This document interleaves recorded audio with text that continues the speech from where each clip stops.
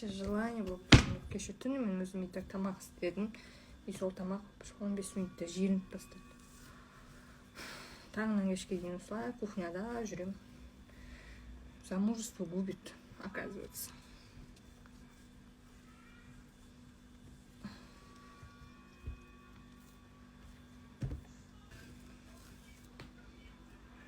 Жүн жүріп кеттім.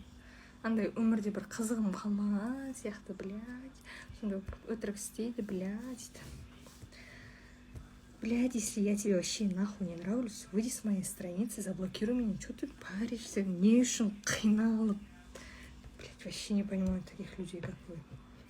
Унамайды. Вот адам саған унамайды. Этот человек тебя бесит, раздражает. Что ты сделаешь? Заблокируешь, естественно. Тура суда мені блоктап тастай и вообще мені көрме. И все, блядь. Қиналып. Өзімен өзі комментария жазып. Нахуй надо ондай адам.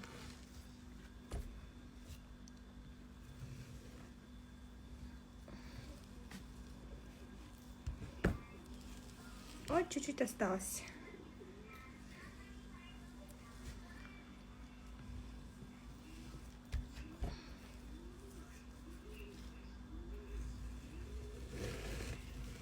Ура!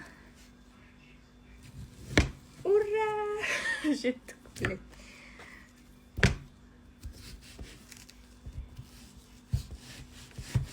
Все. Отстань.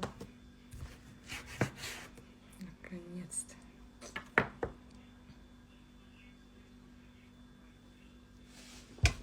Барекелла.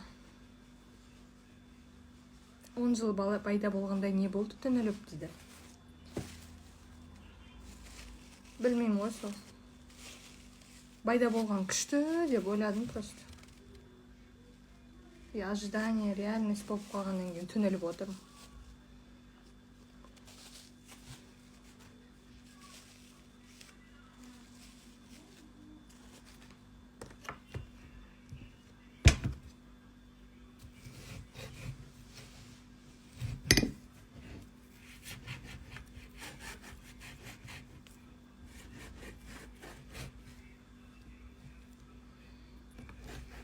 Мен бір еріккенмен отырып тұрап отқан жоқпын.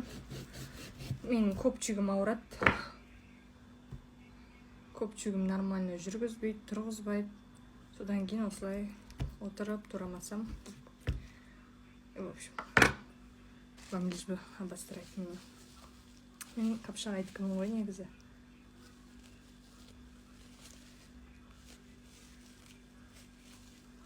Қиыншылық әлі алда дейді. Вот осылай мені қорқытады әйелдер, содан кейін қорқынышты. Почему ты материшься, дейді? Нервы сдают. Или просто хочется. Или просто гормоны, не знаю. Я понимаю, что это неправильно, но хочется. Именно сондай сөздер айтқан кезде я успокаиваюсь.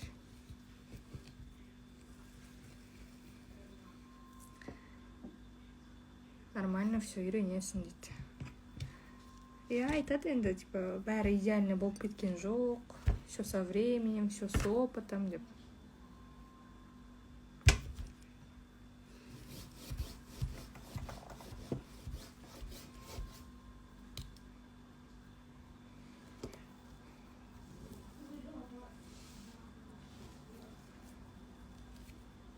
Привет из Караганды. Вообще екемің жоқ екен дейді. Көп рахмет. Мне очень-очень приятно.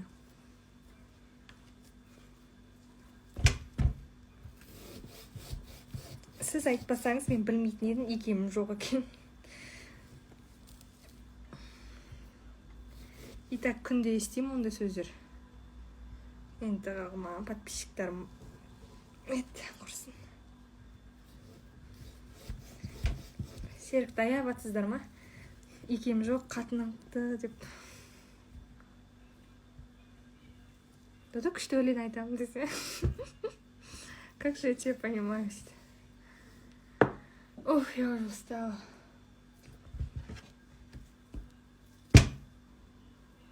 Это не не мое деп кетіп қалайын ба? Это, оказывается, не мое. Замужество — это не мое.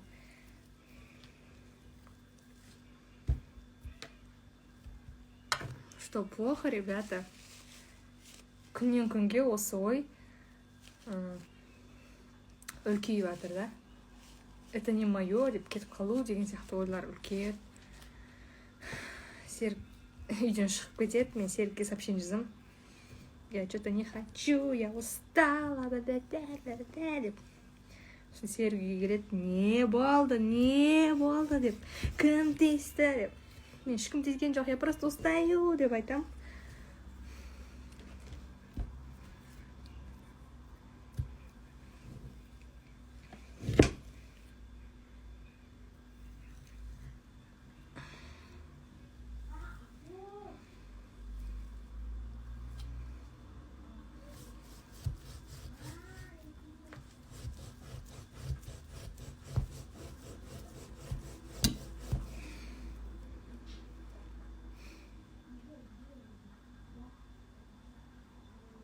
Беременные все устаем.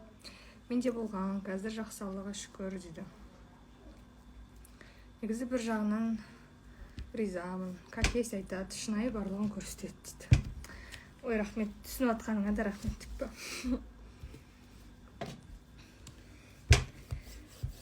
Енді алдында қосылайықта жаңа жылдық эфирда барған кезде енді андай деп айтамын ғой, ешкім жамандап отпайды ғой, миллион халықтың алдына шығып.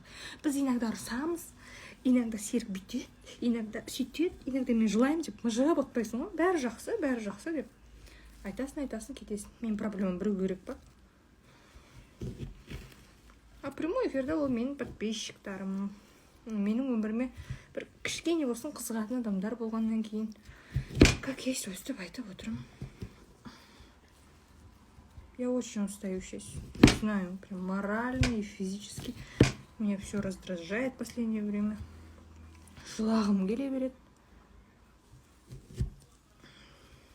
Ренжіп қалам. Біреу даже дұрыс емес сөйлеп қалса ренжіп қалам. Біреу дұрыс емес қараса, не то что сөйлеу, қарап қалса ренжіп қалам.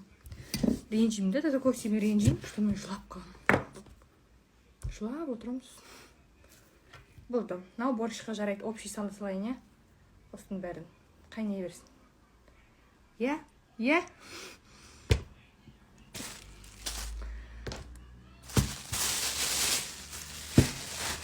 Борщ қой. Бұл ешақ тұрмыс құрмай 2 қабат болған ба дейді. Ешаққа да мейіріммен қарайтын шығарсыз, құрсын. Мен ешақтан ішкен денім дұрыс қой. Адамбыз ғой, ешақ емес. Дұрыстап сөйлесеңіз, құрсын.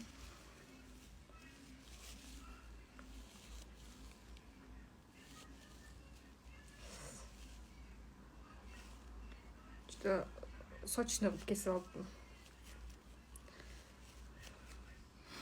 Вот, я говорю, что я устаю. Мен жігітім келді прямой эфирға. У нас все хорошо, у нас все идеально, я готовлю борщ деп. Өзгеріп кетсе. Көп емес шығар, я борщқа. Осы сасырақ.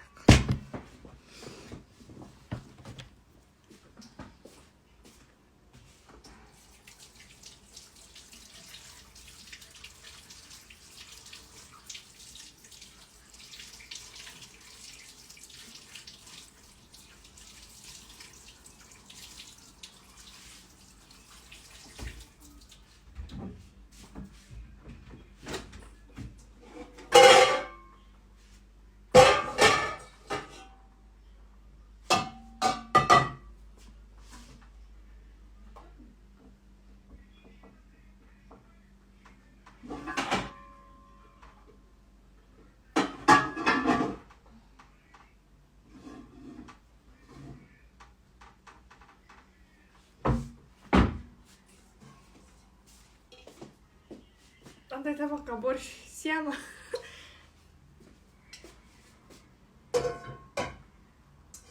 Нормально, үлкенірек табаға. Ой.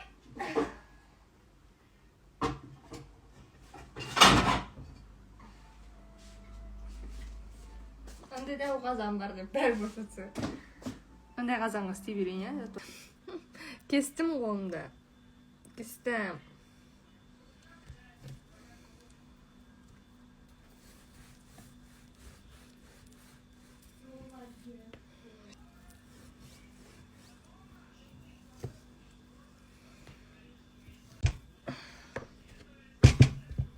Еттім. Конечно, маған десе общий суға салып, микроволновка жоқ үйде. Микроволновку бәрін жинап тастағанбыз біз. Через неделю мы переезжаем в новый дом. Поэтому көп заттар не. Мына жақта пышақтан дейді.